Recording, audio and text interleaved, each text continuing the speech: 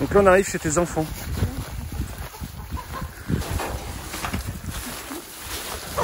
Ça va?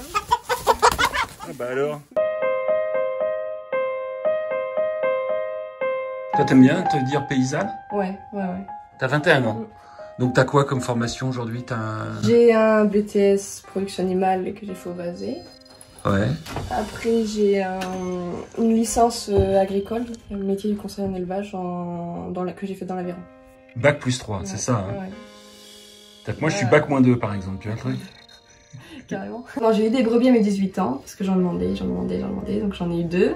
Après, il y a 2 ans, du coup, j'ai acheté des chèvres pour faire le lait, le fromage, tout ça. Là, j'ai acheté 2 brebis laitières pour essayer le fromage de brebis. Et après, j'ai dit, il faudrait que j'essaye de faire du fromage. Je fais du frais, avec des épices, tout ça, et je fais de l'affiné style cabécou, mais bon, selon le temps, ça n'arrive pas à faire tout le temps les mêmes. Bon, on prend un peu pour une hippie.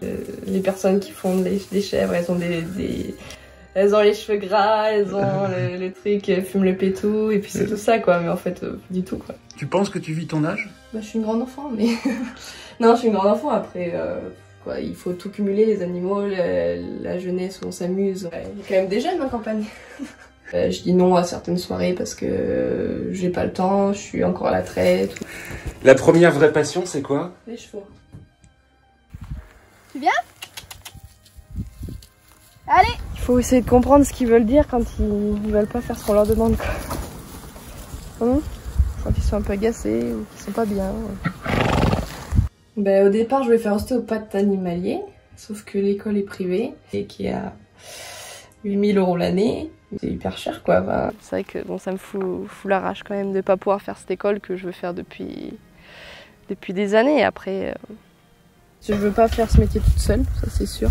Globalement, elle est propre l'agriculture de maintenant. Enfin, on pense qu'il y a du bio, il y a du machin, il y a des trucs. Pour moi, les deux ont leur place. Il y en a qui sont en conventionnel et qui respectent vraiment leur sol, qui ont des techniques particulières. Enfin, en bio, il faut être techniquement bon avant de passer en bio, quoi. Enfin, il y en a qui ont des super fermes et qui ont vraiment de bonnes réflexions et tout ça, mais ils comprennent pas qu'il peut y avoir des petites fermes aussi, quoi. Ils n'arrivent pas à le tolérer ou c'est tout de suite se moquer, des petits, comme ils appellent les petits boui-boui, les petits agriculteurs. Il y en a qui sont pas très tolérants, quoi. Il faut pas mal vendre le métier parce que c'est embêtant. Enfin, moi, j'étais pas du tout dedans et j'adore, quoi.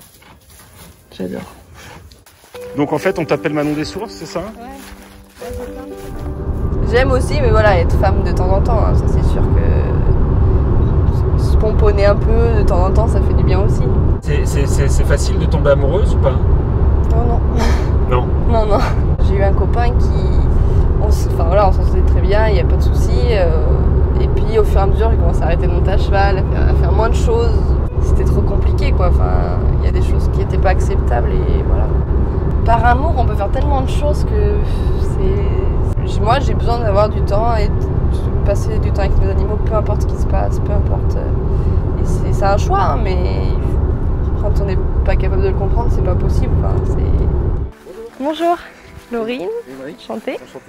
On a 30 hectares, 60 chèvres. À chaque fois qu'on a voulu prendre des décisions, est-ce qu'on grossit on a plutôt décidé, pas de grossir, mais d'essayer d'optimiser. C'est-à-dire qu'on a un outil qui nous permet de vivre, mais ça vaut pas cher. Ça nous permet de mieux travailler, de partir aussi en week-end, partir en vacances l'hiver.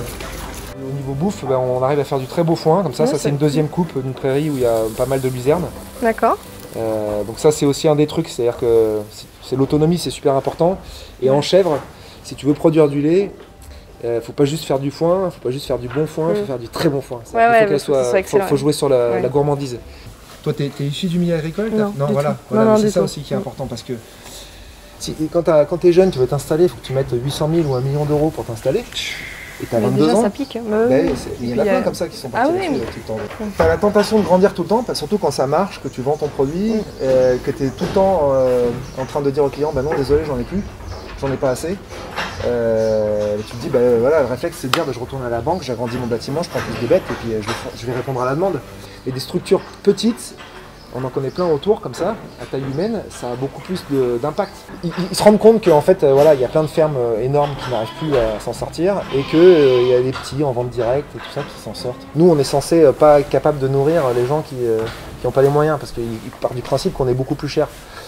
Et donc du coup, ils pensent qu'il y a une cohabitation possible entre deux systèmes. Ce qu'ils ne voient pas, c'est que ça marche pas comme ça, c'est-à-dire que les grosses structures sont prédatrices des petites. Dans des zones où il n'y a plus que des grandes fermes, il n'y a plus personne qui veut s'y installer. C'est même pas de pouvoir, c'est que tu veux plus parce que c'est des déserts ruraux, quoi. Il n'y a plus rien. Qu'est-ce que tu veux aller? Des jeunes, un jeune couple, des néos qui veulent s'installer dans l'agriculture, qui vont aller s'installer dans un endroit où il n'y a plus rien à part des déserts agricoles. Ils ne veulent pas y aller parce que s'il n'y a plus de paysans, il n'y a plus de services publics, il n'y a plus de culture, il n'y a plus rien. Enfin, c'est la base. C'est le secteur primaire. Dans la mentalité des paysans de la génération d'avant, culturellement, il fallait sortir de l'agriculture. Il fallait prendre l'ascenseur social. Le vrai problème, c'est qu'il y a une crise des vocations. Et malheureusement, l'image qu'on donne de l'agriculture actuellement dans les médias, elle ne donne pas envie, quoi. On n'est pas hors sol, quoi. Et hors sol, c'est pas juste par rapport à la nature, c'est par rapport à la société aussi. On peut pas être en décalage avec les attentes de la société. C'est un modèle sympa. Il n'y a pas beaucoup d'agriculteurs qui sont riches et qui pensent l'argent comme ça. Voilà, c'est sûr que c'est une réalité. Après, est-ce que c'est bien être heureux, être riche? Je suis pas sûre non plus. Donc, j'y pense à partir des fois pas longtemps. Hein, et puis, je suis fille de cette terre et je reviendrai toujours, je pense. Après, je peux me tromper, hein, mais j'aime cette terre, j'aime ce paysage, les gens d'ici, voilà, c'est toute ma vie, quoi. T'as peur de l'avenir ou pas? C'est plus la peur de pas savoir quoi faire, l'incertitude de tout ça, quoi. Après, on verra bien.